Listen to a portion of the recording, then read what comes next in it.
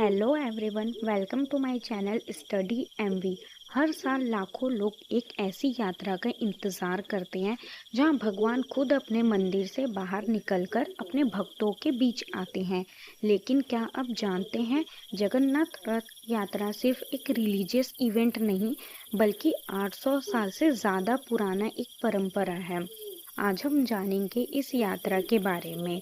उड़ीसा के पुरी में जगन्नाथ मंदिर भारत के चार धाम में से एक माना जाता है। हर साल अशुद्ध महीने में भगवान जगन्नाथ, उनके बड़े भाई बालभद्र और उनकी बहन सुभद्रा अपने रथों में बैठकर गुलछा मंदिर तक यात्रा करते हैं। मान्यता है कि भगवान अपनी मौसी के घर जाते हैं और इस वजह से हर साल यह यात्रा निकली जाती है। 2026 में जगन्नाथ रथ यात्रा 16 जुलाई को निकली थी। इस दिन 3 रथ तैयार किए जाते हैं। फर्स्ट, नंदी घोष। इसमें भगवान जगन्नाथ जी रहते हैं। ये जो रथ 45 फीट लंबी होती है, इसमें 16 चक्के रहते हैं और इस रथ का कलर होता है रेड और येलो। दूसरा रथ तालध्वज रहता है। इसमें बालभद्र जी रहते हैं और इसकी लंबाई 44 की होती है और ये 14 चक्के रहते हैं और इसका कलर रेड और ब्लू रहता है। थर्ड रथ की बात करें तो दर्पण दलना है। इसकी लंबाई 43 फीट है। इसमें 12 चक्के रहते हैं और इसका कलर रेड एंड ब्लैक रहता है। ये रथ बनाने की प्रक्रिया अक्षय तृतीया से स्टार्ट हो जाती है और ये लगभग 2 महीने तक चलती है। इसमें जो लकड़ियाँ यूज़ होती है वो फांसी और दौसा की होती है, जो उड़ीसा के दौसापल्ला जंगल से लाई जाती है। रथ बनाने वाले कारीगर भी एक अलग ट्राइब के होते हैं। वो जनरेशन टू जनरेशन पास होते जाते हैं। हर रथ में 4 लकड़ी के घोड़े की मूर्ति होती है और यात्रा शुरू होने से पहले पुरी के राजा रोड में सोने के झाड़ू से रोड साफ करते हैं और यात्रा शुरू होती है। इस यात्रा में सबसे पहले बालभद्र जी की रथ निकलती है, फिर सुभद्रा जी की और लास्ट में जगन्नाथ भगवान जी की। जगन्नाथ मंदिर से जुड़े कई रहस्य आज भी लोगों को हैरान कर देते हैं। जैसे मंदिर के शिखर पर लगा ध्वज हमेशा अपोजिट डायरेक्शन पर लहराता है। मंदिर के ऊपर से पक्षी भी बहुत कम उड़ते हुए दिखाई देते हैं। हर साल भगवान की मूर्तियों को नए नीम के लकड़ियों से बनाया जाता है, जिसे नाबा कलेब्रा भी कहते हैं। जगन्नाथ भगवान की कहानी भी बहुत अलग है। आइए बात करते हैं। बहुत समय पहले मालवा के राजा इंद्रद्युम्न भगवान विष्णु के बहुत बड़े भक्त थे। उन्होंने सुना कि नीलाचल पर्वत के पास भगवान विष्णु नीलमाधव के रूप में विराजमान है। राजा ने कई लोगों को उनकी तलाश में भेजा, लेकिन कोई सफल नहीं हुआ। अंत में एक विद्वान ब्राह्मण विद्यापति उन तक पहुंच गए। जब राजा स्वयं उस स्थान पर पहुंचे, तब तक नीलमाधव गायब हो चुके थे। राजा दुखी हो गए। तब आकाशवाणी हुई। आकाशवाणी में ये बोला गया, निराश मत हो, समुद्र के किनारे एक दिव्य लकड़ी आएगी, उसी से मेरी मूर्ति बनाओ। उस दिन बाद समुद्र से एक दिव्य नीम की लकड़ी मिली।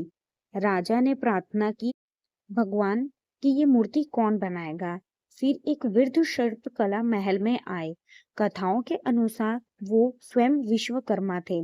उन्होंने एक शर्त रखी कि मुझे 21 दिन तक एक कमरे में अकेले काम करने दो। जब तक मैं बाहर ना आऊं, कोई दरवाजा नहीं खोलेगा। राजा मान गए, लेकिन कुछ दिन बाद अंदर से कोई आवाज आनी नहीं लगी तो रानी को चिंता होने लगी। उन्होंने वृद्ध शिल्पकला के साथ कुछ हो ना गया हो, इस बात की उनको चिंता थी। राजा ने बेचैन होकर दरवाजा खोल दिया। जैसे ही दरवाजा खुला, शिल्पकार गायब हो जाते हैं। फिर कमरे के अंदर भगवान जगन्नाथ, बालभद्र और सुभद्रा की मूर्ति मिलती है, लेकिन उनके हाथ और पैर पूरी तरह बने हुए नहीं रहते हैं। फिर राजा को अपनी गलती का एहसास होता है। तब फिर आकाशवाणी होती है। उसमें कहा जाता है, यही मेरा इच्छित रूप है, इसी रूप में मेरी पूजा होगी। जगन्नाथ का मीनिंग होता है जगत के नाथ, यानी पूरी सृष्टि के स्वामी। और उनकी बड़ी-बड़ी आंखें इस बात को प्रतीक माना जाता है कि भगवान हर जीव पर समान नजर रखते हैं। जगन्नाथ यात्रा में रथ बनाने की शुरुआत अक्षय तृतीया वाले दिन से शुरू होती है, उसके 2 महीने पहले से। फुल मून वाले दिन ज्येष्ठ ज्येष्ठ में 108 मटके से भगवान को नहलाया जाता है। उसे स्नान पूर्णिमा भी बोलते हैं। फिर नहाने के बाद माना जाता है कि भगवान को बुखार होता है, तो उनको रेस्ट करने देते हैं 15 दिन तक। इस पीरियड को अनसार बोलते हैं। यहाँ सिर्फ पंडित ही जाते हैं।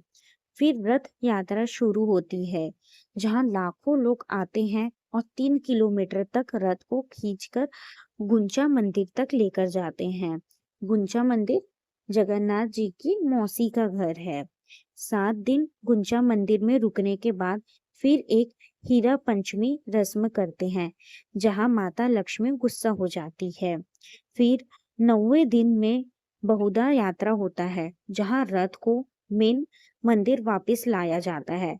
वापस आने के बाद गोल्ड के गहने पहनाते हैं और उसे सूना भीष्मा बोलते हैं। जगन्नाथ रथ यात्रा सिर्फ उड़ीसा की पहचान नहीं है। लंदन, न्यूयॉर्क और दुनिया के कई देशों में भी ये फेस्टिवल सेलिब्रेट किया जाता है और रथ यात्रा निकाली जाती है। इस यात्रा का मैसेज है कि भगवान सबके हैं। जब लाखों लोग मिलकर एक ही रथ को खींचते हैं, तब वहां कोई अमीर और गरीब नहीं होता, सब सिर्फ एक भक्त होते हैं। अगर आपको ये वीडियो अच्छी लगी हो तो चैनल को सब्सक्राइब करें और वीडियो को लाइक करें। Thank you.